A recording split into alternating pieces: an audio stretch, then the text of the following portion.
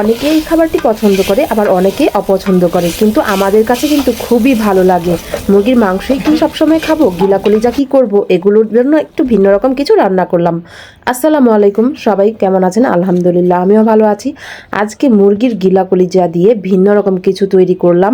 তো এই তো দেখতেই পাচ্ছেন আমাদের যে পেঁপে গাছটা, এটা ছাদের উপর আমি বুনেছিলাম। এই পেঁপে গাছ থেকে ভেবেছিলাম যে পেঁপে পেড়ে তারপর আমি তরকারিটা রান্না করব, কিন্তু পেঁপেগুলো আসলে তেমন বড় হয়নি, তাই কিনে এনেই তারপর আমরা রান্না করেছি।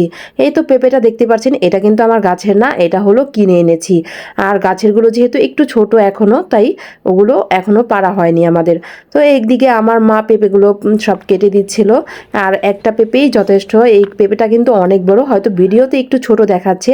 আর আজকে যে ভিন্ন রকম মজার এই তরকারিটি, এইটি কিন্তু আমার এক চাচি আছে, উনি আমাদের শিখিয়েছিল যে এইভাবে তরকারি খেলে নাকি অনেক ভালো লাগে।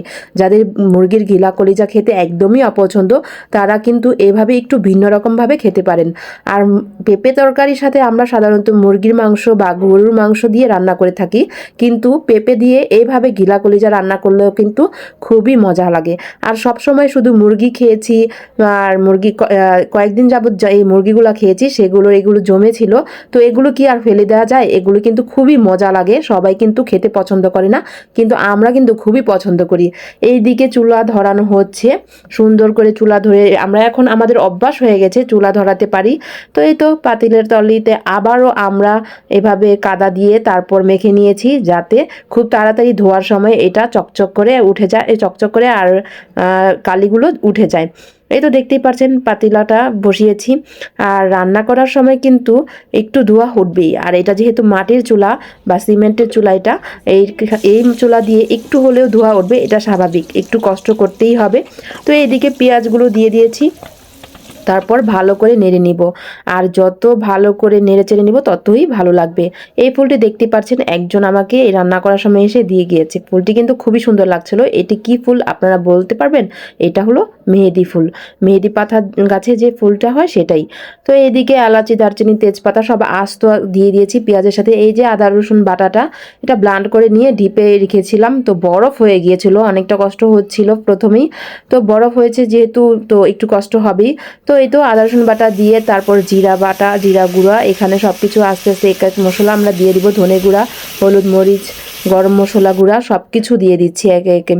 আর এইটাতে কিন্তু ধনে গুঁড়াটা দিলে কিন্তু অনেক মজা লাগবে। এই তরকারিটা ধনে গুঁড়া দিতেই হবে মাস্ট, তা না হলে কিন্তু এই পেঁপে আর গিলা কলিজার তরকারিটার স্বাদটা ভালো লাগবে না। এই তো লবণও দিয়ে দিচ্ছি, সব মশলা এক এক দিয়ে দিচ্ছি। তো আমি তো বললাম কি কি মশলা দিয়েছি, ভালো করে কষে নিব। যত কষানো হবে তত ভালো লাগবে এই মশলাটা, এই তরকারিটা খেতে।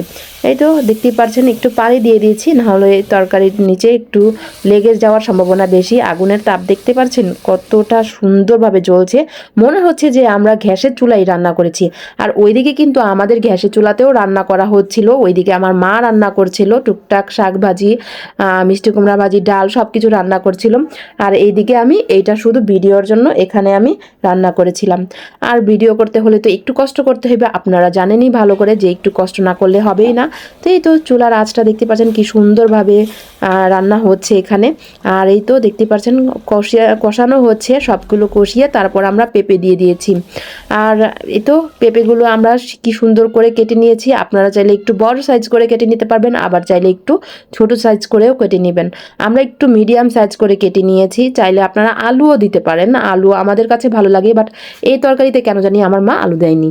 আর সাইরা সামিরা সবসময় রান্না করতে বসলেই এখানে বসে থাকে। আগুনের সামনে থেকে সরে যাও, আগুনের সামনে থেকে সরে যাও, আগুন লাগবে গায়ে।